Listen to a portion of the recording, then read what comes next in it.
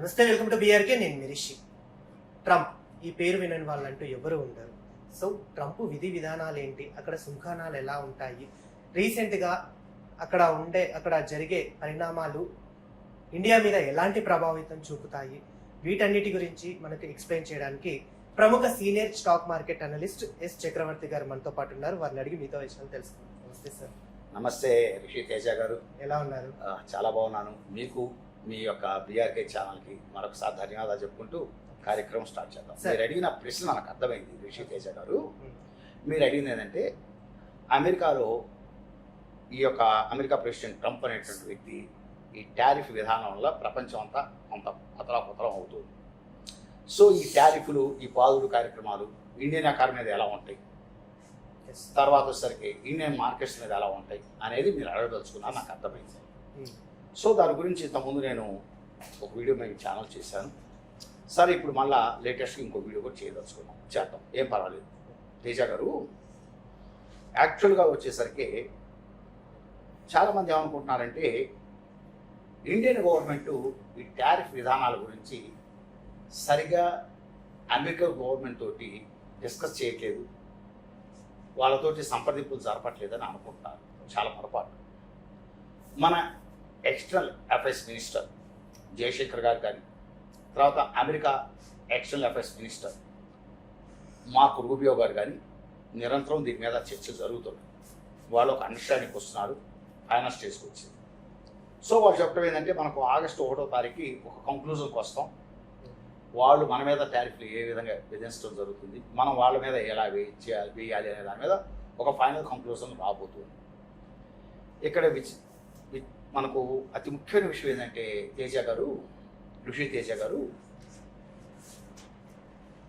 యాక్చువల్గా ఈ టారిఫ్ అనేటువంటిది మనం చాలా జాగ్రత్తగా డీల్ చేసుకోవాల్సిన విషయం.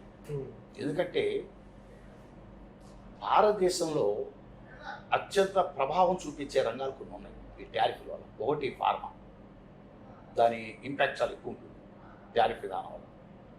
2 automobile, 3 textile industry, diamonds, electrical equipments, software, ఇలాంటి చాలా రంగాల మీద దీని ఇంపాక్ట్ ఉంటుంది. మీకు ఒక సాఫ్ట్వేర్ రంగమే తీసుకోండి రిషి తేజ గారు, అవర్ టోటల్ సాఫ్ట్వేర్ ఇన్కమ్ ప్రయాణం ఇప్పుడు కనుక ఎట్ ప్రెసెంట్ లెక్కలు తీసి చూస్తే $283 billion. $283 billion our income, software sector generating income this year. అంటే మనం ఇండియన్ కరెన్సీలో కన్వర్ట్ చేసుకుంటే తేజ గారు, nearly 24 lakhs crores rupees worth of sector per year, సంవత్సరానికి. మరి అంత సెక్టార్ అంటే అంత పెద్ద సెక్టార్. ఇంకోటి దాంట్లో అత్యంత ముఖ్యమైనది ఏంటంటే, దీంట్లో ఎక్స్పోర్ట్ ఓరియంటెడ్ ఎంత అనుకున్నారు, 90 lakhs crores ఎక్స్పోర్ట్. అంటే $224 బిలియన్ టోటల్ ఎక్స్పోర్ట్.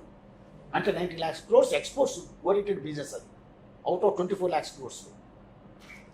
అందువల్ల ఇంకోటి అత్యంత ముఖ్యమైనది, 54 lakhs people employ in that particular sector. ఎంత ఎంప్లాయ్మెంట్ క్రియేట్ చేసే సెక్టార్ అనుకున్నారు అది. అందువల్ల అదొకటి. నెక్స్ట్ ఫార్మా సెక్టార్, అది కూడా తేజ గారు చాలా పెద్ద సెక్టార్ ఇండియన్ ఎకానమీ. ఈ రోజున ఒక ఫార్మా సెక్టార్ అనేటువంటిది టోటల్ సెక్టార్ వచ్చేసరికి మీకు $52 billion. $52 billion it generate income. The entire pharma sector generating $52 billion. దీంట్లో ఒక ఎక్స్పోర్ట్స్ ఎంత అనుకున్నారు, $28 బిలియన్. $28 బిలియన్ అంటే ఇండియన్ కరెన్సీలో చూసుకుంటే 2,38,000 crores. అంత పెద్ద సెక్టార్ ఫార్మా, ఎక్స్పోర్ట్స్ ఓరియంటెడ్. అదే డొమెస్టిక్ కన్జంప్షన్ వచ్చేసరికి 2,02,000 crores. అంటే టోటల్ వచ్చేసరికి ఇండియన్ కరెన్సీలో వచ్చేసరికి 4,40,000 crores income generating sector pharma sector.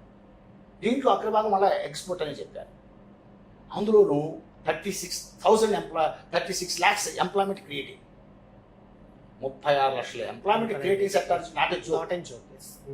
అందులో ఇలాంటి సెక్టార్ డైమండ్స్ బిజినెస్ చిన్నది అనుకోవచ్చు, కానీ దాంట్లో ఎంప్లాయ్మెంట్ చాలా ఎక్కువ క్రియేషన్ ఉంది. చాలా చిన్న వ్యక్తులకి చాలా ఎంప్లాయ్మెంట్ క్రియేట్ అయింది.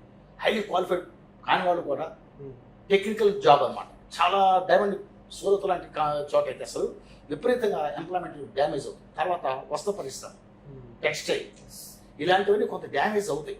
టారిఫ్లు కనుక గట్టిగా వేస్తే ఇండియన్ ఎకానమీకి చాలా చాలా నష్టం నేను చెప్తున్నాను.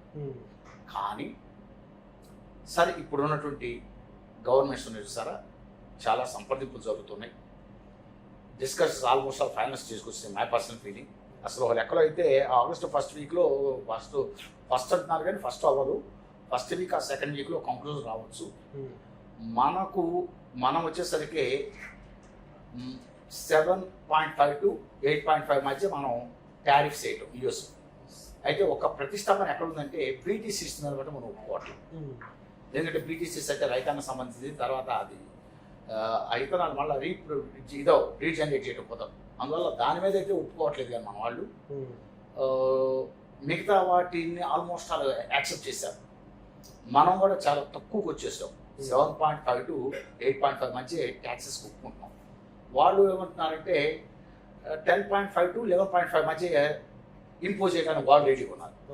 ఇది అగ్రిమెంట్ కనుక జరిగితే అటు యుఎస్ గవర్నమెంట్కి ఇండియన్ గవర్నమెంట్ మధ్య ఈ టారిఫ్స్ మీద మనమేమో వాళ్ళ మీద 7.5 to 8.5 మధ్య, వాళ్ళే మన మీద 10.5 to 11.5 మధ్య చేయటం. ఈ టారిఫ్ కనుక ఒక రకంగా కనుక ప్రతిష్టంభన పోయి అగ్రిమెంట్ కనుక కుదిరితే వాస్తవంగా ఇండియన్ స్టాక్ మార్కెట్లు 26,000 ఇమీడియట్ క్రాస్ అవుతుంది.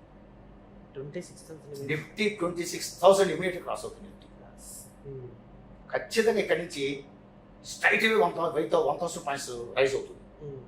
ఏమాత్రం ఇప్పుడు నేను చెప్పిన టారిఫ్లో కనుక సెట్ అయ్యి కనుక ఒక అగ్రిమెంట్ కనుక వచ్చేస్తే, ఫైనల్ కంక్లూజన్కి వచ్చేస్తే ఇమ్మీడియట్ 1,000 పాయింట్స్ జంప్ అవుతుంది Indian stock markets. No doubt Nifty పెరుగుతుంది, నో డౌట్.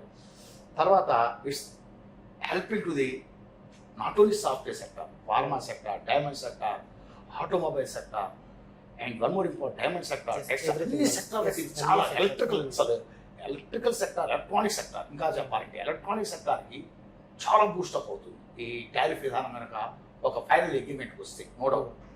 అందువల్ల ఈ అగ్రిమెంట్ జరగాలని కోరుకుంటున్నాం. ఓ రకంగా అయితే ఇది జరగడమే మంచిది అని జరగడం చాలా మంచిది. అయితే ఒక ఫైనల్ కంక్లూజన్ రావాలి. ఆ టారిఫ్లు ఇప్పుడు మన మీద 26% ట్రంప్ అన్నాడు ఆ రోజు, కానీ ఫైనల్ డిక్లేర్ చేసింది 27%. ఏప్రిల్ 9th జరిగింది. ఏప్రిల్ 9th డిక్లేర్ చేయడం జరిగింది. దీన్ని మనం ఏం చేస్తున్నాం అంటే ఇప్పుడు ఎట్టుకోట దాన్ని మనం 7.2 మనం చాలా దిగి వచ్చాం. మనం ఇంతకుముందు 500%, 100%, 150% వేసాం మనం అమెరికా మీద సుంకాలు, టారిఫ్స్. మనం కూడా చాలా తగ్గిపోయి 7.5, 8.5 మధ్య దిగాం. అందుకని we requested the government of US, అదే they are also requested. So ఇక్కడ ఏంటి, వాళ్ళ అవసరాలు మనకున్నాయి, మన అవసరాలు వాళ్ళకు ఉన్నాయి. సో ఇద్దరు దిగొచ్చి చెరోమెట్టు దిగొచ్చి ఒక అగ్రిమెంట్ జరగడం కన్ఫర్మ్ అవుతుంది. తర్వాత చాలామంది ఏమంటున్నారంటే ఆ Indian government not properly responding on this tariff issues అని అంటున్నారు. తప్పు.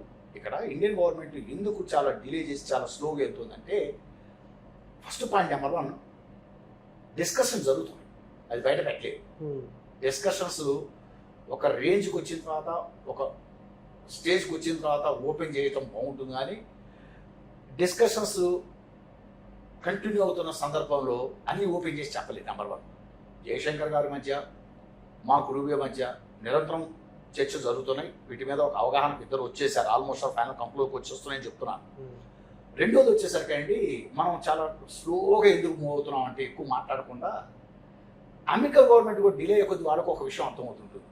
ఈ టారిఫ్స్ అనేటువంటిది ఫైనల్గా గ్రాడ్యువల్గా అమెరికన్ ఎకానమీకి చాలా దెబ్బగా అవుతుంది.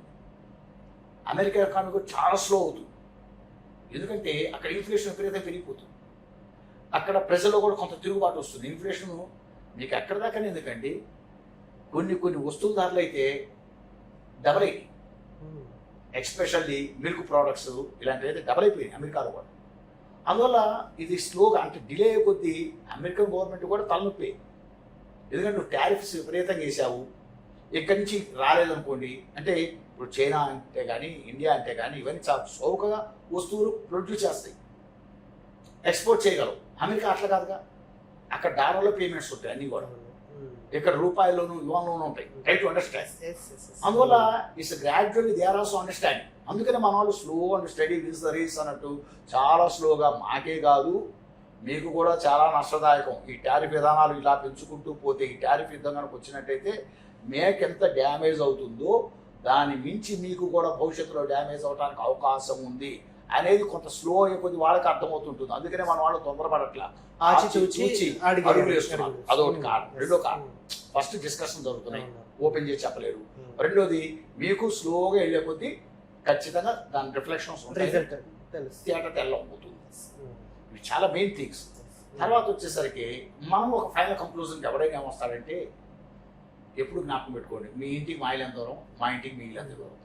నువ్వు నిజంగా దారుణంగా బాధావనుకో టారిఫ్లు, ఒక నెలాగిన రా మనం అంతకు మించి చేస్తాం. అది ఇద్దరికి నష్టదాయకం, ఉభయులకి శ్రేయస్కరం కాదు. అది వాళ్ళు తెలుసుకుంటారు కొంత టైం తీసుకుంటే.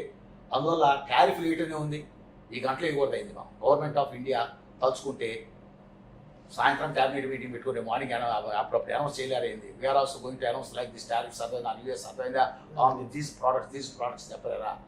2018లో అమెరికా స్టీల్ మీద 25% టారిఫ్ అంది, అల్యూమినియం 10% టారిఫ్ అంది. Immediately government of India responded against that.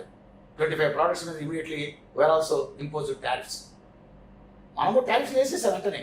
అందులో నేనేది ఏంటంటే, యుద్ధంకి కాలు దూవటం వేరు, మేము రెస్పాండ్ అయ్యి అగ్రెసివ్గా రెస్పాండ్ అవటం వేరు. సమస్యని సానుకూలంగా పరిష్కరించుకొని ఉభయ శ్రేయస్కరంగా, అర్థమైంది ఇందా చెబుతూనే 10.5 to 11.5 మధ్య వాళ్ళు మన మీద వేయటం, మనం వాళ్ళ మీద 7.5 to 8.5 మధ్య వేయటం. మనకు అగ్రికల్చర్ కంట్రీ కాబట్టి బీటీసీస్ మీద టారిఫ్లు మనం తీసేయడానికి ఒప్పుకోవట్లేదు. దానివల్ల మనకు ఇట్స్ అగ్రికల్చర్ బేస్డ్ కంట్రీ. దాన్ని ఎంతో కన్విన్స్ చేసి చెప్పుకుంటున్నాం మనం కూడా. Because of our total Indian population 146 crores పాపులేషన్లో స్టిల్ టుడే మీకు 50% of the population depend upon agriculture sector, no doubt. So that's why అది డ్యామేజ్ అవడానికి ఇండియన్ గవర్నమెంట్ నెవర్ యాక్సెప్ట్. అందువల్ల వీటన్నిటిని మనం మార్కో రూబియో తోటి చాలా లోతుగా రిక్వెస్టింగ్గా పద్ధతిగా మీకు మాకు ఉభయ శ్రేయస్కరం అని చెప్పి డిస్కషన్స్ కోసం కంటిన్యూ అవుతున్నాయి. ఏది ఏమైనా మీరు ఆగస్టు 1st డెడ్లైన్ అని చెప్పడం జరిగింది. ట్రంప్ సరే, మై పర్సనల్ ఫీలింగ్స్ ఒకే రోజు ఏం తేడా. ఇప్పుడు ఎన్ని డేట్లు మారినాయి, ట్రై టు అండర్స్టాండ్. ఇప్పుడు 26 అన్నాడు, 27% అన్నాడు. ఆ 27% ఇప్పుడు 10.5 to 11.5 మధ్యకి వస్తుంది అంటున్నారు. ఆగస్టు 1st అన్నారు. ఈ డేట్ కూడా ఎక్స్టెండ్ అవ్వచ్చు. Maybe my personal feeling August ending ఆ సెప్టెంబర్ 1st వీక్ లోపల ఈ డిస్కషన్స్ క్లోజ్ అయ్యి ఒక కంక్లూజన్కి వస్తాయి. సో అందువల్ల మార్కెట్లో ఉన్నటువంటి వాళ్ళందరికీ కూడా ప్యానిక్ అవ్వాల్సిన అవసరం లేదు. సో మార్కెట్ అనేటువంటిది మై పర్సనల్ ఎక్స్పెక్టేషన్స్, అంటే మై పర్సనల్ ఫీలింగ్, అంటే నేను ఊహిస్తున్నది ఏంటంటే, మార్కెట్ మహా అయితే 24,850 దగ్గర సపోర్ట్ ఒకటి ఉంటుంది. అది కాదు అంటే 24,500 చిల్లర దగ్గర సపోర్ట్ ఉంది. బట్ పైకి చూసుకుంటే మరి చాలా మంచిగా ఉంది. ఏమాత్రం ఒక గుడ్ న్యూస్, ఒక సానుకూలమైన వాతావరణం వచ్చి ఒక మంచి న్యూస్ కనుక మార్కెట్లో కనుక వస్తే మీకు 26,000 క్రాస్ చేయడం అనేది జస్ట్ 3 days క్రాస్ అయిపోతుంది.